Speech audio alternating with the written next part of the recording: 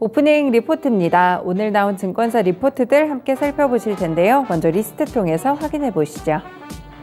네, 오늘은 목표가 상향 리포트, 지난주에 나왔던 영원무역 한 종목이 있습니다. 목표가 하향 리포트가 5가지로 많은데 셀트리온과 효성첨단소재, 진에어, 메디톡스, 그리고 리노공업입니다. 종목별로 보겠습니다.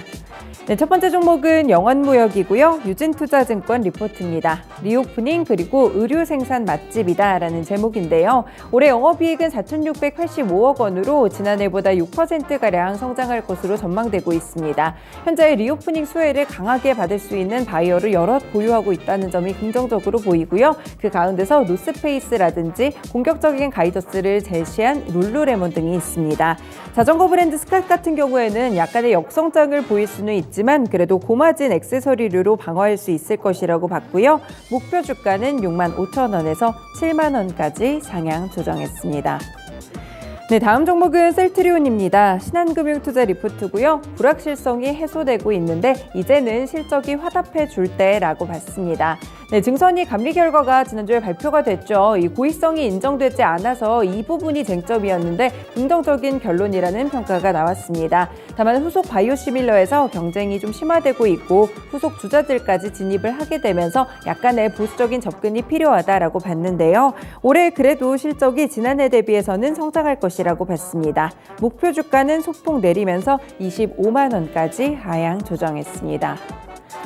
네, 세 번째 종목 진에어입니다. NH투자증권 리포트고요. 불안 속에서 기대감이 조금씩 나타나고 있는데요. 네, 연료비가 계속 상승하고 있죠. 결국에 항공주들의 부담을 주고 있는데 유가 상승으로 인해서 가격 전가에도 한계가 있을 것이라고 봤습니다. 국제유가 추이 자체는 좀 계속 지켜보자라는 코멘트를 남겼고요. 다만 입국자 격리 제도가 이제 4월부터 폐지가 되면서 수요 회복이 시작될 것이라고 봤습니다. 저비용 항공사 가운데 재무구조도 가장 안정적이고요. 중장기 통합 주도를 좀 전망할 것으로 보고 있습니다. 목표 주가는 27,000원에서 23,000원까지 하향 조정했습니다. 네, 목표가 유지 리포트 몇 가지 더 보시겠습니다. 첫 번째는 펄어비스고요. 이베스트 투자증권 리포트입니다. 검은 사막 모바일 중국 쪽에 좀 주목을 할 시점이다라고 평가했는데요. 네, 1분기 영업이익은 아시다시피 9억 원 정도로 전 분기 대비 96% 크게 감소할 것으로 보입니다. 굉장히 부진한 실적이 전망되고 있는데 다행인 점은 일회성 요인 때문이고요. 이런 엽기적 효과 때문에 이런 부분이 발생을 했습니다. 그래서 일단은 컨센서스를 약간 하회하더라도 크게 부진한 실적은 아니다라고 평가를 했고요. 네, 신작 모멘텀을 주목받고 있습니다. 검은 사막 모바일을 중국 쪽에 출시한다는 점이 그렇고요. 이와 더불어 붉은 사막이나 글로벌적으로도 분기별 신작이 기대되고 있습니다. 메타버스 게임 쪽으로 스위칭 전략도 주목해볼 만한 조건이다라고 평가했고요. 목표 주가는 13만 원을 유지했습니다.